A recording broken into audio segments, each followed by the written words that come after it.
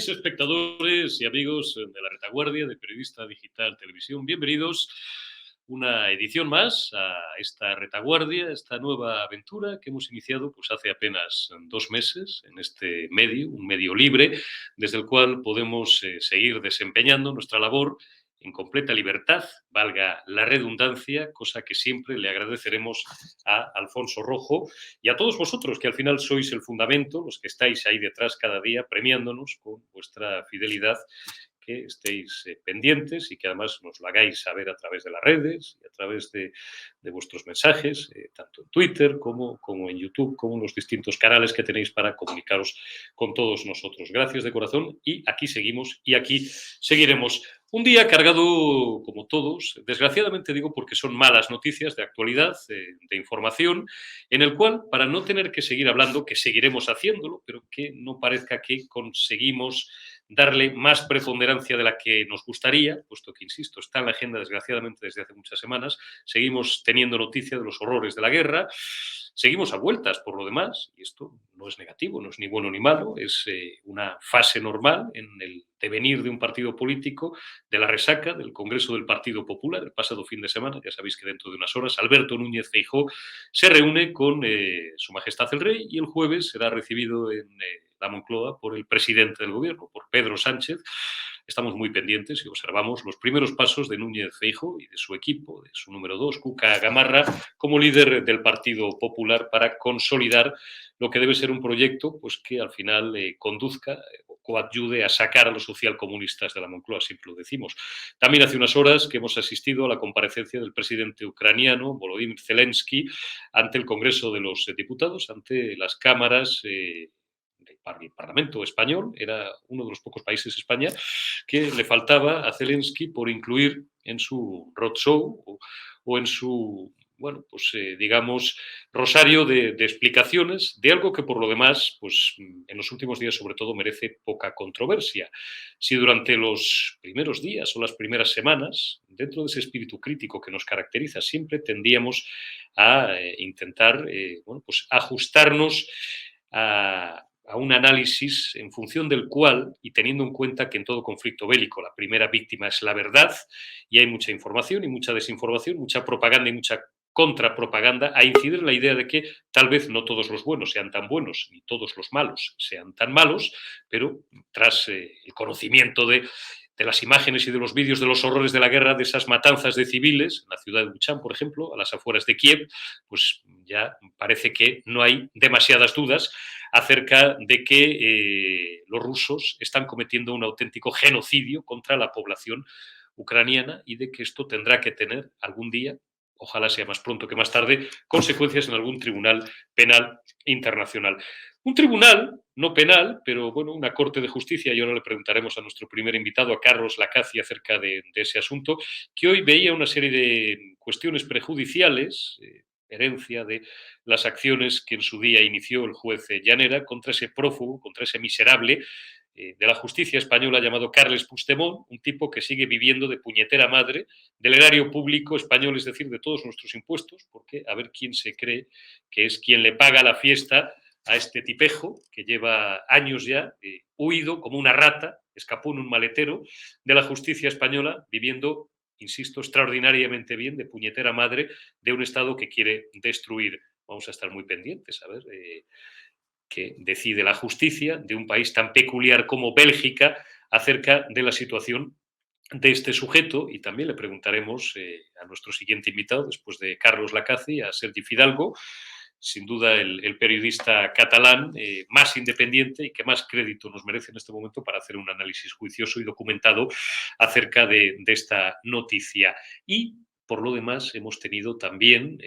los datos económicos que nos ha suministrado Nadia Calviño al término del Consejo de Ministros del martes. Ha resituado las perspectivas de crecimiento de la economía española en un 4,5%, es decir, 9 décimas menos de lo que había previsto el Ejecutivo en sus delirios de grandeza, que solamente se creen ellos mismos, yo creo que ni ellos, porque cualquiera que salga a la calle y que tenga, bueno, pues que ir a la compra y observe cómo la inflación está en 2 dígitos, como la barra de pan que antes costaba 1 euro, pues ahora te pueden cobrar 1,10, 1,15, 1,20, y además con toda la razón del mundo, y suma y sigue los productos de primera necesidad.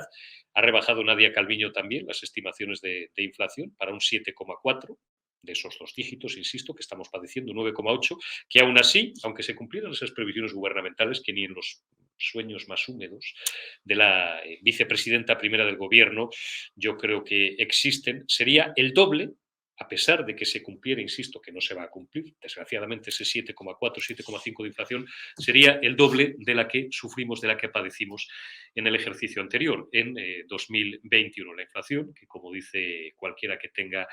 una mínima erudición económica, no solamente nuestro buen amigo Daniel Lacalle, sino cualquiera que haya pasado del primero de columpios de economía sabe que es el impuesto de los pobres, porque al final afecta a todos, sobre todo a las clases medias, que somos las que seguimos sujetando el sistema, y a las clases menos pudientes. Por encima de todo esto, quiero incidir, y por eso os he propuesto ese titular, en ese Real Decreto de enseñanzas medias mínimas, medias, que ha sacado adelante el Consejo de Ministros, Pedro Sánchez y yo, Yolanda, los socialistas y los comunistas, que además de habernos arruinado, nos quieren aborregados. Abundo en algo que ya conocéis porque hemos hablado de ello en las últimas semanas. La historia ya no tiene importancia, como sabéis. La filosofía ya no tiene importancia. ¿Qué más da? Ahora lo que importa son las cuestiones de género. Dicen género. Vuelvo a insistir en lo que siempre digo. Cuando yo estudiaba géneros había unos cuantos. Masculino, femenino, ambiguo, neutro, epiceno. Esa confusión, esa excrecencia del marxismo llamada ideología de género, entre género y sexo. Bueno, pues esto es lo importante. Lo importante no es la filosofía ni la historia. Sabéis que se va a dejar de estudiar la Reconquista, no se va a estudiar el descubrimiento de América, la gran gesta de España, la nación más antigua de Europa en el mundo. ¿Para qué? ¿Para qué van a saber las nuevas generaciones que un tipo que se llamaba Cristóbal Colón, de origen desconocido, aún hoy 6 siglos después, que descubrió un nuevo mundo, un nuevo continente? ¿Qué más da? ¿Para qué van a estudiar la Reconquista? ¿Para qué van a estudiar la Revolución Francesa? Da igual. Por suprimirse hasta se va a suprimir, se ha suprimido ya de facto el estudio cronológico de la historia, como la hemos estudiado en nuestra generación, nuestros padres, los padres de nuestros padres, y como se lleva estudiando desde hace siglos. Esto ya no es relevante. Lo relevante es dividir el estudio de la historia en bloques temáticos, y ahí entra o se abre la puerta y todas las ventanas para que entre el vendaval del sectarismo, no solo de la burricie, como bien dice nuestro editor Alfonso Rojo, sino del sectarismo y del veneno ideológico. Si dividimos la historia en bloques temáticos, ya pues hacemos los packs que nos parezcan oportunos y convenientes, y adoctrinamos y aleccionamos a las nuevas generaciones, no solamente en el odio al diferente, que esto es una cosa muy querida por los socialcomunistas, al igual que llevan haciendo los nacionalistas y los independentistas desde hace 40 años, sino pues en la más absoluta idiocia, porque van a desconocer otra realidad que no sea la que les muestren, aún a pesar de la gran mayoría de los profesores que contemplan con horror este decreto, y sabemos de lo que hablamos, pero la que les muestren las directrices políticas de este gobierno socialcomunista que padecemos. Todos estos temas van a componer nuestra retaguardia de hoy, y saludamos a nuestro primer invitado, don Carlos Lacaci. Muy buenas tardes y gracias por acompañarnos en esta retaguardia. ¿Cómo estás, Carlos? Muy buenas tardes, Eurico. Buenas tardes a todos los oyentes y televidentes de la retaguardia. Pues encantado, y aquí estamos sufriendo, padeciendo todos estos titulares que tú das, porque la verdad es que no son noticias buenas ninguna de las tres que has anunciado, lamentablemente. Pero bueno. Pues empezamos, si quieres, por lo último, Carlos. No es noticia porque, inexplicablemente, porque aquí también parte de culpa, o buena parte de culpa, la tiene la derecha española, el Partido Popular, que es quien ha gobernado prácticamente los mismos años, algunos menos, pero casi los mismos años en democracia, que el Partido Socialista. Nunca hemos conocido ley diferente, salvo una de Pilar del Castillo, que creo que no duró ni un año, ley diferente. Y van 7 leyes educativas, a menos que me corrijas o me falle la memoria, 7, 8, creo que son 7 leyes educativas distintas, siempre con el marchamo socialista, desde los tiempos de aquel pésimo ministro, discreto catedrático, pero pésimo ministro, que se llamaba José María Maraval, de aquel pésimo y envenenador del sistema educativo que se llamaba Álvaro Marchesi, bueno, pues hasta pasar por todos los ministros de educación socialistas que han sido y serán, desgraciadamente, a menos que, pues no sé, un rayo divino lo remedie, digo, siempre enfocadas a embrutecer a la población y a inundarla de sectarismo. Todo lo que yo contaba en el editorial, que no voy a repetir, Carlos, y esto es lo que tenemos y esto es lo que desgraciadamente vamos a seguir teniendo, porque, insisto, cuando ha gobernado el Partido Popular, me llama la atención de que nunca ha tenido un especial celo en cambiar estas leyes educativas. No sé si forma parte del complejo de sempiterno de la derecha española, en este asunto y en otros, o es que realmente han considerado que las prioridades eran otras, cuando la educación de las nuevas generaciones es el sustento del futuro y de la prosperidad de un país. Pues efectivamente, Eurico. Yo, cuando se habla de educación, cuando estamos ante el marco legislativo que tiene que operar para que las futuras generaciones, los que hoy son chavales que estudian pues en las escuelas, en los colegios, bien sea en primaria o secundaria, tengan todas las herramientas, todas las armas posibles, intelectuales, no las bélicas, porque quizá y precisamente en aquellos lugares, en aquellos países, en aquellos colectivos donde no se dota a los chavales de armas intelectuales, quizá luego vienen las consecuencias para que utilicen otro tipo de armas, que la palabra o la inteligencia o la cultura no les puede dotar, y por eso quizá de los conflictos bélicos y tengan que echar mano o echen mano de otras armas mucho más peligrosas. La palabra, la cultura, la historia, en definitiva la educación, es el arma más importante que podemos dar a nuestros hijos, a las generaciones de hoy, para que, insisto, se defiendan en un mundo cada vez más hostil, en un mundo que les va a ser muy complicado si no tienen esas armas intelectuales y de educación. Pues bien, como bien apuntas, Eurico, yo creo que es un error garrafal el hecho, primero, el hecho de que cada vez que viene un gobierno pretenda con su ideología poner al frente de la educación ese ideario político. Eso se llama adoctrinar o eso se llama directamente estar pensando en intereses que nada tienen que ver con la educación, con esa arma tan potente que yo decía para las generaciones de hoy y que necesitarán para mañana de esa educación. Pero si ya es frustrante que cada vez que viene un gobierno pretenda cambiarlo y hacerlo a su ideario, porque la educación tendría que estar por fuera de lo que son el ideario político, por supuesto, y mucho más allá de los intereses políticos. Lo que sorprende, si hablamos de este modelo educativo que ahora se pretende, es que se quiera prescindir de todo aquello que resulte sospechoso, no se sabe muy bien de qué, pero desde luego que para los niños, para los chavales que están estudiando, se les está privando en buena parte de tener una cultura y una educación global de lo que pasó y de lo que sucedió no solo en España, sino en el mundo. Si se recorta en el episodio, por ejemplo, de la Reconquista, solo como botón de muestra que tú ponías, Eurico, se rompe una cuestión nuclear de nuestra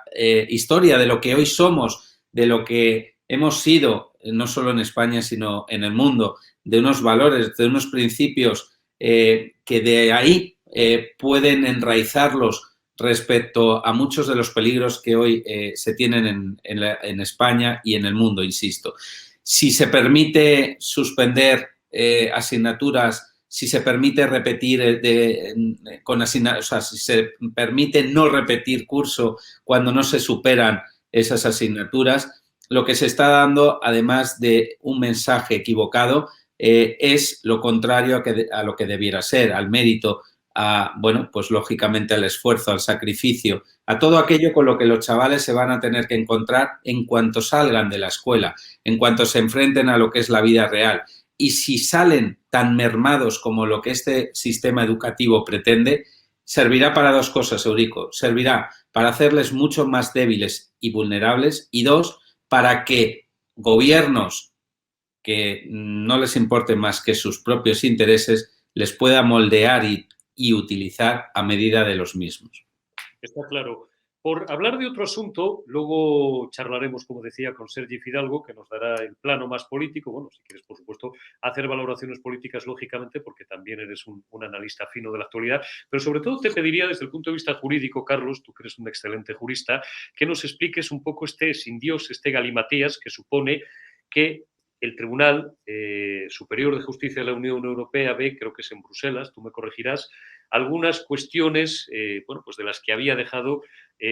prejudiciales, creo que se dice así técnicamente, de las que había dejado ya en su día pendientes el juez de Arena contra ese miserable, contra ese prófugo y traidor a España llamado Carles Puigdemont. ¿De qué estamos hablando exactamente, Carlos? Pues, bueno, la gran sala del Tribunal Superior de Justicia de la Unión Europea, que tiene su sede en Luxemburgo, lo que hoy, en el día de hoy, ha ventilado en esa vista es efectivamente las cuestiones prejudiciales, has dicho bien, que el juez de Arena a su vez elevó a este tribunal, a esta gran sala, para que dilucidara si hay o no competencia por parte de España para solicitar esa orden de detención y entrega, lo que se conoce comúnmente como la euroorden, de, entre otros, Puigdemont. Y esto lo hizo el juez de Arena porque previamente la justicia de Alemania y luego también la de Bélgica no estuvo a ese requerimiento de la justicia española y no nos facilitó a esos reos que tendrían que estar juzgados en España por delitos tan graves como los que se venían investigando de rebelión, sedición, malversación, etcétera. En el contexto del proceso que fue de 2017, con lo cual ya llevan 5 años sustraídos de la justicia española. Y el problema es y radica en que tanto la justicia primero alemana como sobre todo la belga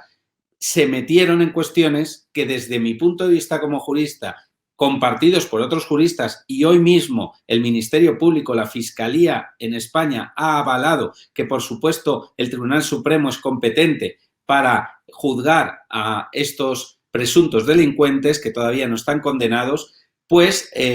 bueno, pues pensamos que no solo es que tiene la competencia, sino que la justicia belga no tendría que haber entrado a valorar si éramos o no competentes, si el Tribunal Supremo tenía o no esa competencia frente al Tribunal Superior de Justicia de Cataluña. Es un tema que es de soberanía española, que viene de la propia soberanía del poder judicial, en este caso, y que no debería de haber entrado, o por lo menos no debería de haber servido de justificación para no traernos a los reos que aquí llamábamos con esa euroorden, que era Puigdemont y otros diputados de la Generalidad de Cataluña. Por tanto, no es de recibo que una euroorden, lo que es la orden de detención y entrega de un presunto delincuente que es llamado por un Estado, en este caso por España, hacia otro Estado europeo, pues que no se atienda a esa euroorden con motivos espurios o justificaciones de, bueno, coartar la soberanía, en este caso de España y del Poder Judicial, y que gracias a ello o a consecuencia de ello, presuntos delincuentes, como decimos, como es Puigdemont y otros diputados, anden campando a sus anchas por estos otros países. Por tanto, es de esperar y desear que el Tribunal Superior de Justicia de la Unión Europea, con sede en Luxemburgo, resuelva finalmente esta competencia del Tribunal Supremo, que se mantenga la euroorden y que nos lo traigan para que pueda ser juzgado el señor Puigdemont como otros presuntos delincuentes. A ver si de una buena vez, como otros presuntos delincuentes, como tú bien dices, por ajustarnos a la legalidad y a ese sistema tan garantista que tenemos, incluso con los traidores como Puigdemont, a España y al Estado español, a ambas cosas, que no son lo mismo, a la nación española y al Estado, como aparato administrativo que nos representa a todos y del cual él llegó a ser el máximo representante, pues vuelven a España, después de haber huido, vuelvo a insistir, como ratas y pueden ser juzgados, que es lo suyo y lo corriente en cualquier país, no ya democrático, en cualquier país civilizado, por la justicia española. Carlos Lacazi, analista político y jurista, gracias por habernos acompañado en la retaguardia y hasta la próxima. Cuídate mucho. Muchas gracias, Eurico. Hasta la próxima. De este asunto y de otros vamos a hablar también con nuestro siguiente invitado, Sergi Fidalgo, le conocéis bien, director del Catalán.es, que es probablemente, nunca se puede decir el que más, pero uno de los periodistas catalanes mejor informados y, por supuesto, con mejor criterio, porque además que se note que es buen amigo de quien nos habla y de esta casa de periodista digital, para evaluarnos desde un punto de vista, insisto, más político, aparte de la explicación jurídica y técnica que nos ha dado Carlos Lacazi, todo lo que concurre, todas las circunstancias que concurren con este miserable llamado Carles Puigdemont. Sergi, ¿cómo estás, amigo? Muy buenas, ¿se me escucha más o menos bien? Se te escucha y se te ve estupendamente. Perfecto, ya estoy contento.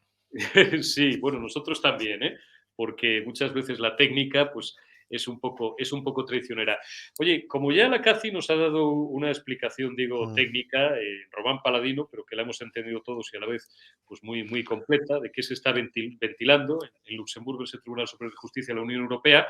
arrójame el punto de vista político, es decir, bueno, ¿qué barruntas tú que puede decidir, por un lado, la justicia europea, que no sé, hombre, estamos sometidos a unas estructuras internacionales que a mí a veces me cuestan un poco, no tiene narices que un Estado democrático y desarrollado y la nación más antigua de Europa tenga que someterse a este tipo de pruebas que casi parecen más a veces reválidas de legalidad, en la que,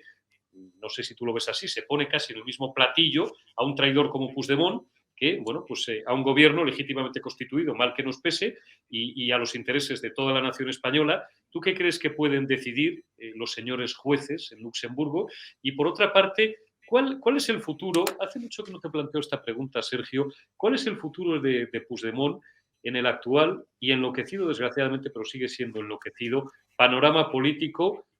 autonómico catalán y español en general, donde el problema catalán, o el mal llamado problema catalán, lo hablábamos ayer con Pepe Rusiñol y este fin de semana con Chencho Arias, sigue pesando mucho, aunque parezca que está opacado en las últimas semanas, y sigue tirando a la baja de la credibilidad de España en el exterior? Bueno, empezando por la primera pregunta, lo que es España, lo que se juega básicamente es su credibilidad como democracia. Y por lo tanto, si tuviéramos un gobierno serio que desde el minuto uno se hubiera dedicado a dejar claro que la justicia española es una justicia democrática y hubiera jugado a fondo diplomáticamente, pero jugado a fondo, pues posiblemente no estaríamos donde estamos. Porque, insisto, aquí es lo que se trata básicamente, como ya bien explicado Carlos antes, es que, oiga, no se trata de dilucidar qué es delito o no, se está dilucidando el tema de si la justicia española puede pedir extradiciones, porque a fin de cuentas, si teóricamente la Unión Europea está hablando de hacer una política de defensa más integrada, una política económica más integrada, se comienza a hablar de política fiscal más integrada, lo que no puede ser es que a nivel de justicia, lo que es la justicia de un país miembro de la Unión Europea tan importante como España, pues vea continuamente en cuestión, simplemente, como tú lo has dicho, por un prófugo de la justicia que intentó dar un golpe de Estado. Por lo tanto, si España hubiera jugado a fondo la carta de, oiga, somos una nación democrática y no se puede poner en cuestión que nuestra justicia es democrática, otra cosa es que después, cuando fuera juzgado y condenado, automáticamente el Tribunal de Derechos Humanos pues pudiera decidir que España actuó mal y por lo tanto se tiene que resarcir, como ocurrió en la doctrina Parot o en otros casos. Pero previamente a que se ha juzgado, no se puede poner en cuestión el derecho de España a juzgar a sus nacionales por delitos cometidos en un país democrático como el nuestro. Por lo tanto, si el gobierno hubiera jugado a fondo, este problema seguramente, cuando digo jugar a fondo no me refiero a pegar gritos en Bruselas, sino jugar como juegan las diplomacias habitualmente, haciendo las cosas con tranquilidad, con pausa y sobre todo con criterio. Claro, ya hemos visto que precisamente en el ámbito diplomático España no es precisamente una potencia porque en los últimos años hemos degenerado mucho. ¿Qué creo que deberían fallar los jueces? Por supuesto, deberían dar la razón a España porque, insisto, es una cuestión previa. Luego, una vez se ha condenado,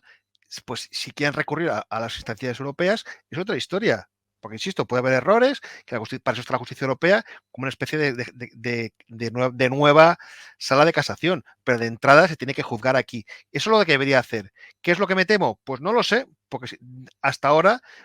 lo que hemos conseguido es fracaso tras fracaso, porque precisamente como España como país cada vez es menos respetado, pues y se ve como una democracia de tercera por parte de estos países nórdicos que consideran, como Bélgica o como Alemania, que consideran básicamente que somos una especie de país bananero, pues te puedes encontrar con cualquier sorpresa, no lo podemos encontrar. Bueno es que la Unión Europea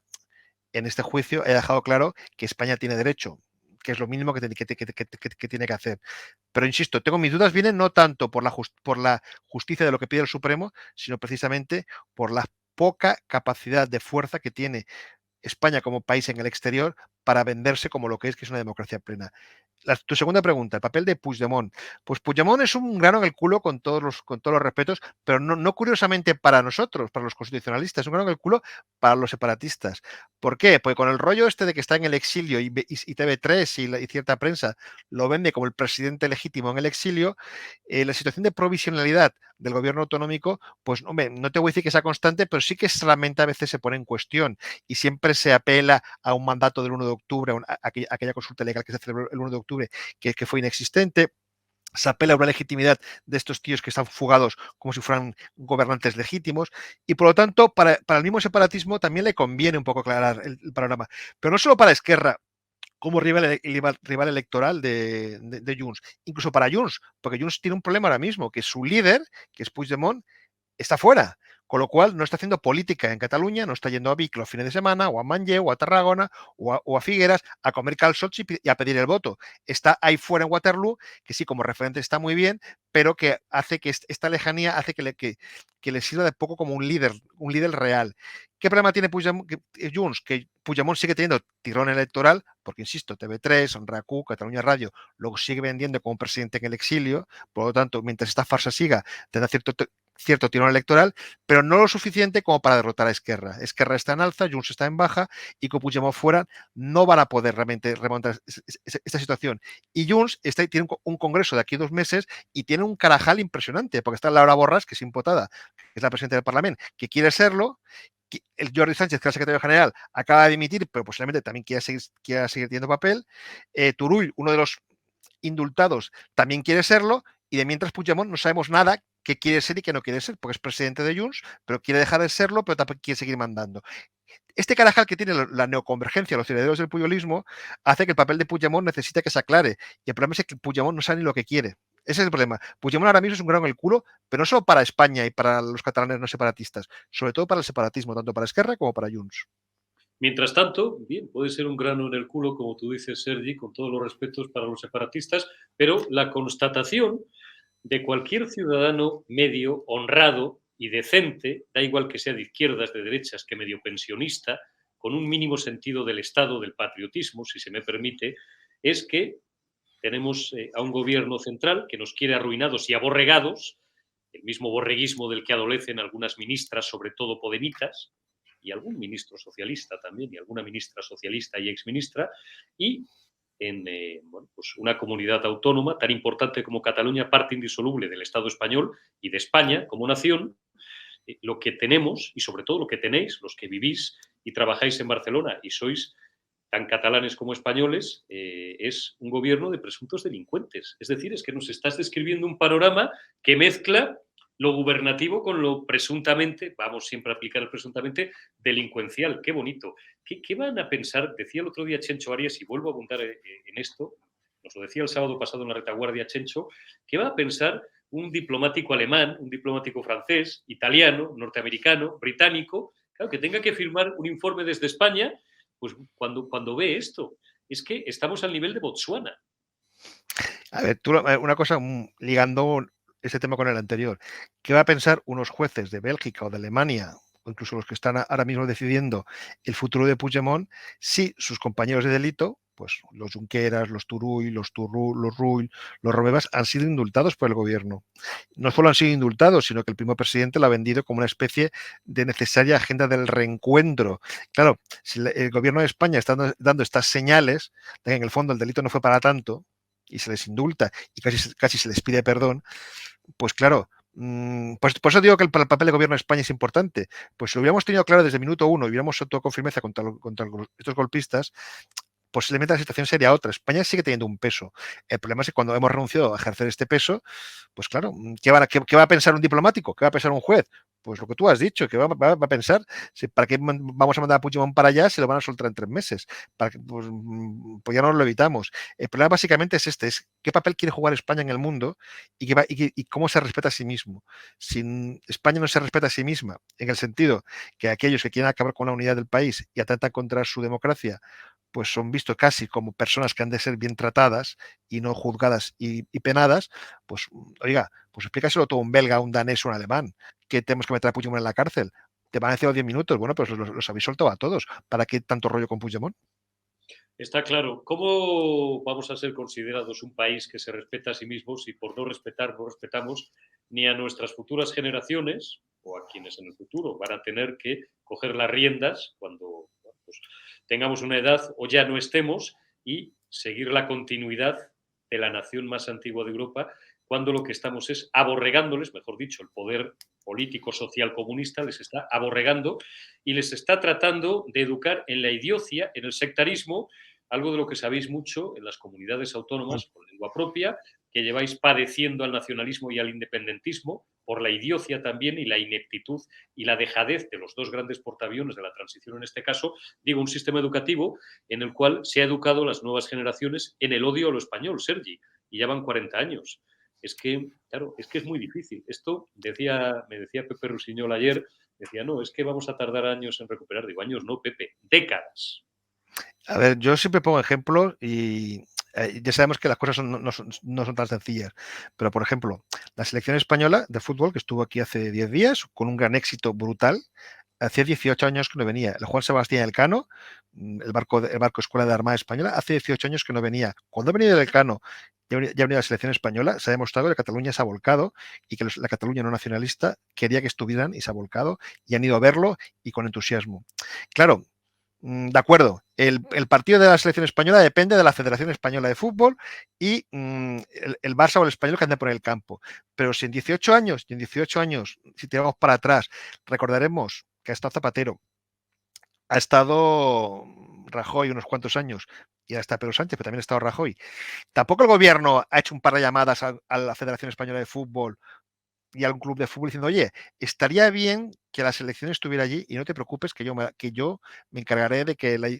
digamos, de que la imagen del club y de la federación sea positiva. Estas gestiones se hacen por debajo, con diplomacia, con tranquilidad, y la selección española no tarda 18 años en venir. Y ya no tarda del buque de la Armada, el buque Elcano, que si el gobierno quiere no tarda 18 años, está cada 2 años, porque en fin de cuentas depende del Ministerio de Defensa. Claro, cuando los gobiernos de España han decidido, insisto, y no solo socialistas, recordemos la etapa de Rajoy, de que para no molestar al separatismo, pues que no venga la selección, que no venga el Elcano, que se hagan el mínimo de cosas posibles en Cataluña para no molestar a los separatistas, pues claro, si ya de entrada estamos, el mismo gobierno de España renuncia a su papel de reivindicar la españolidad de una comunidad tan importante como Cataluña y con una ciudad tan importante como Barcelona. Barcelona es la segunda ciudad de España. Cuando tú, en vez de intentar que la presencia del Estado y de España sea cada vez mayor, al contrario, lo que haces es que permites y fomentas que cada vez sea menor, pues claro, es que es muy difícil luego reclamar al exterior nada o quejarnos. Es que el problema, insisto, no es un problema de los catalanes que no somos separatistas, es que los mismos gobiernos, los mismos partidos nacionales, como tú bien has dicho, han renunciado a eso por no molestar al separatismo. Es que, oiga, aquí hemos llegado al absurdo de que en las ferias formativas que se montan cada año, pues en Barcelona y en otras ciudades catalanas, pues el ejército acostumbra a poner un stand, pero no para poner la bandera de España, sino porque el ejército es una salida laboral y de formación importante para los jóvenes, porque tiene esa oferta formativa y laboral. Cada vez que viene a Cataluña un stand del Ministerio de Defensa, se monta un follón. Al final, el ministerio persiste y se monta, pero el follón está montado. Y Colau no va, y el Aragonés monta el lío, y Torra. En vez de venir el ministro de Defensa todas las veces, y el presidente del gobierno, todas las veces, y hacerse 17 fotos en cada año y en cada festival de estos, en Tarragona, en Gerona, en Lérida y en Barcelona, para que quede claro que el ejército en Cataluña tiene que ser bien visto y tiene que dar su oferta formativa, en vez de hacer esto para que quede claro, no renunciamos a nada, sino al contrario, aquí estamos para dar la cara, se pone el stand de tapadillo, a menos poner el stand, pero de tapadillo, intentar molestar poco. Si coincide que la ministra de Defensa o el ministro de Defensa inaugura esa feria, se pasa un momentito, pero tampoco sin meter mucho follón. Y se acabó. Hay que exigir que el gobierno de España, todos los gobiernos de España se impliquen, porque si no, España en Cataluña cada vez estará menos presente y no lo podemos fiar a que catalán.es o Sociedad Civil Catalana o Tolerancia o Hablamos Español hagamos la labor que la tiene que hacer el gobierno de España, porque insisto, no tenemos ni los medios, ni los funcionarios, ni las posibilidades de hacer la labor que tiene que hacer el gobierno. Pero bueno, hay que persistirlo. Insisto, ojalá no es solo culpa del PSOE. Pedro Sánchez nos cae muy mal, sí. Pedro Sánchez ha hecho cosas muy malas, sí. Esquerra Republicana y Bildu son sus socios, sí. Pero ojo, que PP de estas también hizo unas cuantas. Está absolutamente claro. Por cambiar radicalmente de asunto, hace unas horas Sergi comparecía, o bueno, pues intervenía el presidente ucraniano Zelensky ante el Congreso de los Diputados para hablar de los horrores de la guerra, para hablar, bueno, pues si alguien tenía alguna duda de quiénes son los buenos y quiénes son los malos, creo que en los últimos días, lamentablemente, esas imágenes del horror, esos vídeos del horror, no grabados por el régimen o difundidos o utilizados como herramienta de propaganda por el régimen de Kiev, sino por reporteros independientes de todo el mundo, pues nos han señalado quién es el responsable de esas matanzas de civiles. Digo que había que ver la cara de algunos diputados, básicamente me refiero al grupo de la izquierda extrema, de la extrema izquierda, por hacerme un lastra, de Podemos, cuando Zelensky decía, por ejemplo, que pareciera que estuviéramos en abril, la traducción de Zelensky, por cierto, era manifiestamente mejorable, esto lo digo yo, pareciera que estábamos en abril de 1937 viendo imágenes de Guernica. Había que ver las caras de los podemitas, digo, escuchando o soportando, porque para ellos es soportar a un tipo al que no le tienen ningún respeto porque siguen siendo devotos de Putin, cosa en la que maridan extrañamente con un sector, no sé si pequeño, pero de lo que es el otro extremo de su arco ideológico, y no me estoy refiriendo a Vox, voy más a la derecha todavía, dentro de unos intereses económicos bastardos que yo no voy a valorar, pero que yo creo que ya no es ningún secreto para nadie que están influyendo en una campaña de agitación y de agitprop en redes, no tanto en los medios generalistas, pero sí en algunos medios y sobre todo en redes sociales, para intentar blanquear a Putin, que está perdiendo el relato, digo, dentro de ese extraño maridaje con sus antípodas ideológicas. Y recuerdo también, por cierto, que la comparecencia de Zelensky, creo que no estoy mal informado, había sido solicitada en primera instancia por el grupo parlamentario de Vox. Qué extraños encuentros y desencuentros, Sergi, en política. Te hago la pregunta, estás viendo, estoy dando muchas vueltas de forma elíptica para intentar molestar lo menos posible, pero creo que se me está entendiendo muy bien. Qué extraño maridaje, Sergi, por encima de la comparecencia de Zelensky y de la opinión que nos merezca, está produciendo este conflicto bélico, más que en otras ocasiones, la propaganda, la contrapropaganda, la agitprop, la información, la desinformación, digo, maridando a un sector muy determinado de la opinión pública española, que desde luego está en las antípodas de los podemitas, y a los comunistas, no sé si a los socialistas o aparte de los socialistas, pero sobre todo a los comunistas, que, bueno, pues igual que ocurría en el País Vasco hace no demasiados años, invertían los términos y consideraron a las víctimas como verdugos y al revés, insultan diariamente a Zelensky en redes, lo consideran un genocida y Putin les parece pues un tío, con perdón, bueno, no voy a calificarlo, un tío extraordinario y un patriota, ¿no? Hay que fastidiarse lo que se puede llegar a retorcer el relato, Sergio. Bueno, no olvidemos que Putin es una persona que para cierta derecha mundial, no solamente española, era visto previamente como una persona, digamos, a imitar, porque se le consideraba que tenía era un líder firme, con unos valores muy claros y con, digamos, y que actuaba, digamos, de una manera decisiva. Y hay sectores que les gustan estos líderes autocráticos, por lo cual ahora, digamos, con la invasión de Ucrania ha roto muchos esquemas, pero en los últimos años hemos visto precisamente, incluso en Estados Unidos, hemos escuchado muchos elogios sobre Putin de altos cargos de la administración, incluso de Trump. O sea, por lo tanto, o sea, Putin tenía sus admiradores, no es una cosa de antiguo. Y bueno, ahora con la invasión, algunos han reculado por la barbaridad de la invasión, otros han reculado por no destrozar su imagen, pero hay otros que, oye, siguen en lo que hace 2, 3, 4, 5 años ya defendían. Por lo tanto, no me extraña, unos en el caso de Podemos o los aliados como pueden ser los partidos separatistas más radicales, que ven en Putin, unos porque jugaron esa carta, no olvidemos que había lazos y se intentó, la época más dura del golpe de Estado separatista de Cataluña, de establecer lazos con Rusia para ver si Rusia les podía ayudar para conseguir no solamente medios, sino también el reconocimiento de esa hipotética República Catalana. Pero que aparte también Putin en el fondo representa lo que fue la Unión Soviética, y eso hay partidos, y bueno, si cualquiera que entre en redes verá que aquellos que se siguen definiendo como comunistas auténticos y como amantes de lo que fue la Unión Soviética defienden a Putin, la gran mayoría. Lo defienden sin problemas. Insisto, basta con pasarse por redes. Por lo cual no es extraño que estos dos extremos, unos por la forma de gestión personalista y autoritaria y otros por el tema nostálgico de algo que ya no existe, bueno, que de una Unión Soviética, que por supuesto es mentira lo que fue, todo lo que cuentan acerca de ese gran país que salvó a la humanidad y a las grandes masas proletarias. Bueno, pero hay gente que se cree todavía eso y hay gente que se cree lo otro. Estallar no me extraña que a estas alturas, después de lo que estamos viendo en Ucrania, lo sigan defendiendo, se me hace difícil. Pero bueno, claro, tú lo has dicho, la gente que está en los extremos tampoco acostumbra a mercadear con sus ideas, aunque sean muy equivocadas, como es este caso. No, y sobre todo es difícil razonar. A mí me recuerda un poco, lo digo con respeto a las opiniones de todo el mundo, por supuesto, pero a mí me recuerda un poco a aquellos, Sergi, y tú y yo que tenemos la misma edad, hemos conocido cuando éramos jóvenes, cuando había una banda criminal en el País Vasco que mataba, una banda terrorista de ultraizquierda que se llamaba y se sigue llamando ETA, porque ETA no se ha disuelto, siempre lo recuerdo, y bueno, pues esto era muy de barra de bar, de esto el terrorismo lo solucionaba yo en 5 minutos, lo solucionaba yo en 2 días. No sé por qué, con otros argumentos y en otra época distinta, pero los tonos y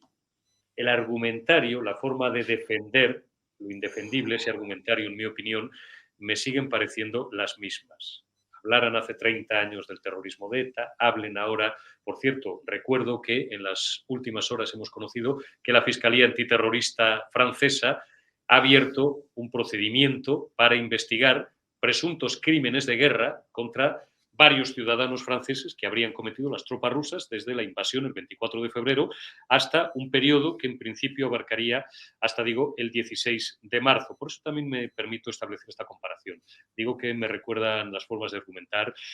bastante porque son muy parecidas. Sergi, te voy a pedir para terminar, porque no he tenido oportunidad de hablar contigo en los últimos días, una valoración, aunque ya, pues bueno, han pasado algunos días del Congreso del Partido Popular, pero hay que seguir hablando de esto en los próximos días, en las próximas semanas y en los próximos meses. Es muy importante para el futuro del PP y para el futuro de España.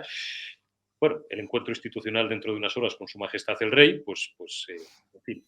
se valora por sí mismo. Pero ¿tú qué esperas, si esperas alguna conclusión importante más allá de los saludos protocolarios, de ese primer encuentro de Feijóo como líder del Partido Popular y de Pedro Sánchez como presidente del Gobierno? ¿Tú crees realmente, como dicen algunos sectores más escorados a la derecha, legítimamente, y que prefieren a lo mejor a Vox en vez del Partido Popular, que Feijóo, con ese discurso que hizo el pasado fin de semana, es un genuflexo al poder socialcomunista y tal? ¿O tú crees, y yo me alineo más en esta segunda posición, me mojo, no tengo ningún inconveniente, vuelvo a hacerlo un día más, que Feijóo no puede decir y no debe decir cosa diferente porque lidera ya un partido de Estado y un partido con vocación de ser la alternativa al actual gobierno socialcomunista? A ver, Feijóo está muy claro que su talante es mucho menos estridente del que podía tener Casado, por lo tanto, no podemos pedirle a Feijóo que sea Abascal, porque no lo es, obviamente no lo es,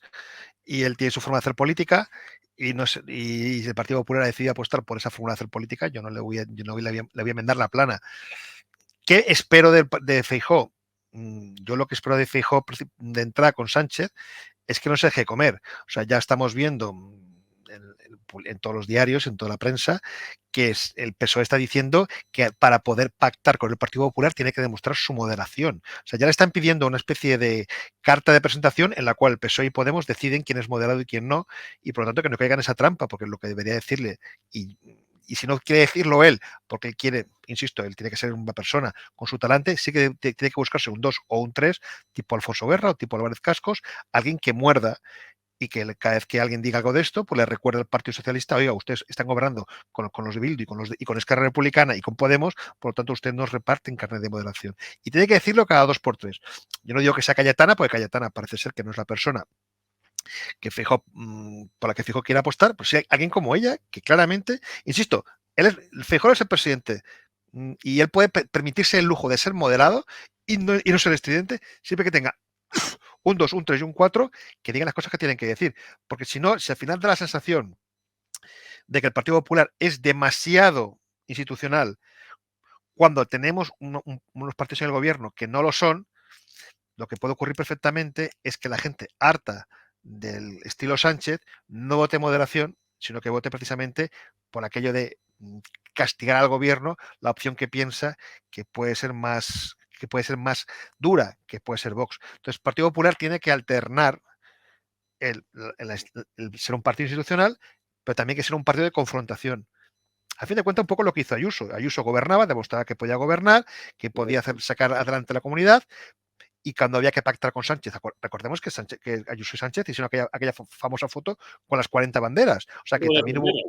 cuando Ayuso tuvo que bajar al barro para decir vamos a ser institucionales, también lo hizo, pero al mismo tiempo confrontando. Porque si no, insisto, este gobierno ha hecho tantas que si no confrontas mínimamente, la gente va a votar a Vox porque la gente está muy cansada de Sánchez. Y la gente no solamente va a querer, como va a querer que la gente que quiere que Sánchez pierda las elecciones, va a querer asegurarse que Sánchez pierda las elecciones. Y si Feijóo es demasiado amable y empieza a pactar pues el Consejo General de Poder Judicial y otras cosas, la gente va a pensar que es más de lo mismo y nos podemos encontrar que sea Vox el que se lleve gato al agua. Y no creo que su papel le interese. Por lo tanto, tiene que ser muy hábil y alternar contundencia con carácter de Estado. A ver si lo consigue. A ver si lo consigue. Está bien visto, Sergi. Bueno, yo siempre digo lo mismo. A mí me resulta un poco indiferente los sorpasos o los presuntos sorpasos o las expectativas de sorpaso de unos y que los otros pues no quieran que se lo den. Mientras que al final el centro derecha, entendido como tal, fíjate lo que te digo, todo lo que esté a la derecha del espacio del socialcomunismo sume 176 para expulsar a esta lacra, a esta desgracia bíblica casi que nos ha traído desde hace 3 años a los españoles, que no es otra cosa que la voluntad de más de la mitad, aunque también podríamos hablar de la ley electoral, de los votantes, ¿no? Pero que yo creo que ya a estas alturas está bastante claro, que nos han arrastrado a la miseria, al sumidero, y vuelvo a repetir para terminar, decía en el titular, no solamente a la ruina, sino a la burricie y a la ignorancia y al analfabetismo, digo que eso quede barrido de un plumazo y gobierne Feijóo, gobierne Abascal, gobierne